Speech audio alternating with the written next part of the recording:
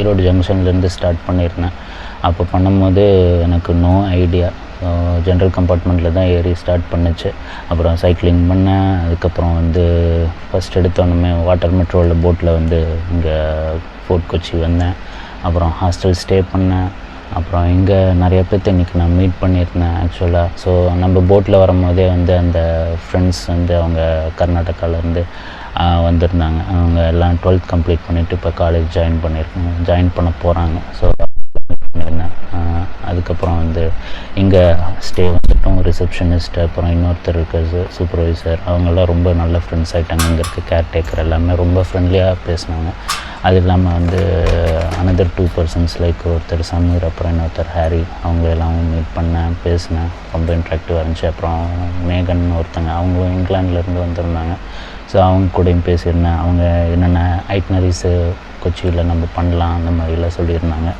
And அதுக்கப்புறம் வந்து நான் பைக் ரெண்டல் எடுத்துட்டேன். அப்புறம் இங்கே இருக்க லோக்கல் சொல்லி இந்த B4 பிரியாணி வந்திருந்தேன்.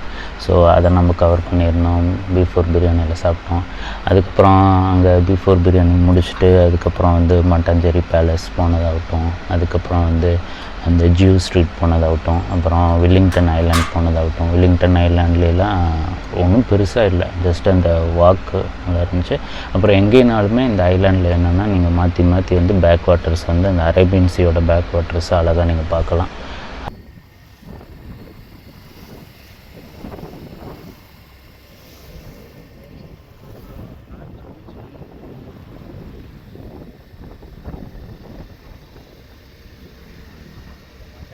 அதை நம்ம முடிச்சுட்டு அதுக்கப்புறம் வந்து எர்ணாகுளம் கொஞ்சம் எக்ஸ்ப்ளோர் பண்ணிவிட்டு வைப்பின் போயிட்டு, பட் பயங்கர டிராஃபிக்குங்க. ஈவினிங் வந்து கொச்சி வந்து இங்கே பயங்கர டிராஃபிக் ஆகுது. பத்தாவதுக்கு ஏதோ வந்து ஒரு பொலிட்டிக்கல் மீட்டிங் இருந்துச்சு, ஒரு சிஎம் பினராயி விஜயன் சார் அவரோட மீட்டிங்கும் இருந்துச்சு.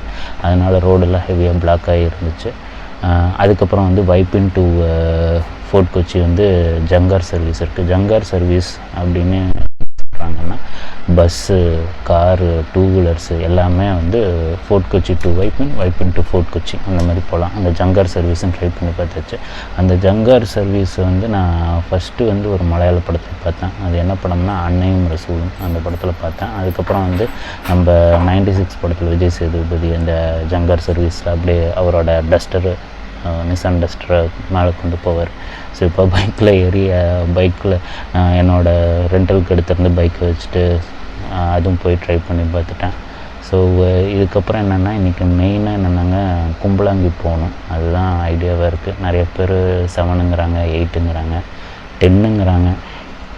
நான் ஒரு 8:30 அது போல் வந்து இங்கேருந்து கிளம்பலான்னு இருக்கேன். 8 இல்லை 8:30 கும்பலாங்கி. அதுவும் கும்பலாங்கியில் வந்து பர்டிகுலர் ஒரு பிளேஸ் வந்து ஒருத்தர்கிட்ட இன்றைக்கி பேசும்போது சொன்னார். ஸோ அங்கே போகலான்னு இருக்கேன்.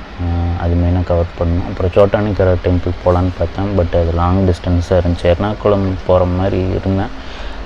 அங்கேருந்து போகணும் தான். பட்டு என்ன யோசிச்சுட்டு சரி அவ்வளோ தூரம் போயிட்டு ரிட்டன் வரணுன்ட்டு போகலை.